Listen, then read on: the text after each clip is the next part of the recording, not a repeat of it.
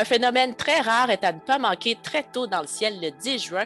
Loïc, il s'agit d'une éclipse annulaire de soleil. Qu'est-ce que c'est? Une éclipse annulaire de soleil se produit lorsque la Lune, en orbitant autour de notre planète, va s'intercaler très exactement entre la Terre et le Soleil, mais à un moment de son orbite où elle se trouve légèrement plus éloignée de notre planète qu'à la moyenne. On va observer que la silhouette de la Lune va progressivement masquer celle du Soleil, mais il restera un petit anneau de lumière autour de la silhouette de la Lune. C'est pour ça qu'on qualifie ces éclipses-là d'éclipses annulaires de Soleil.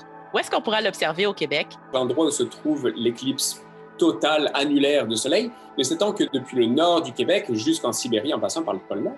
Mais depuis le sud du Québec, on peut voir une éclipse partielle.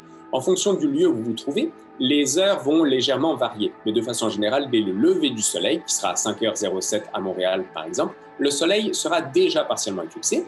Dans les quelques dizaines de minutes qui vont suivre, la Lune continuera à progressivement croquer le Soleil jusqu'au maximum de l'éclipse, qui sera à 6h39 à Montréal, pour vous donner un exemple.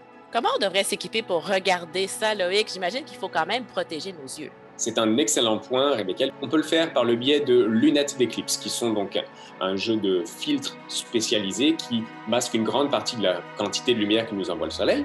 Vous pouvez sinon vous bricoler un système pour projeter l'image du Soleil. On peut le faire avec une boîte à souliers. Il faut protéger ses yeux parce qu'il restera tout de même une petite partie de la quantité de lumière que nous vous envoie le Soleil qui est largement suffisante pour endommager vos yeux de façon irrémédiable.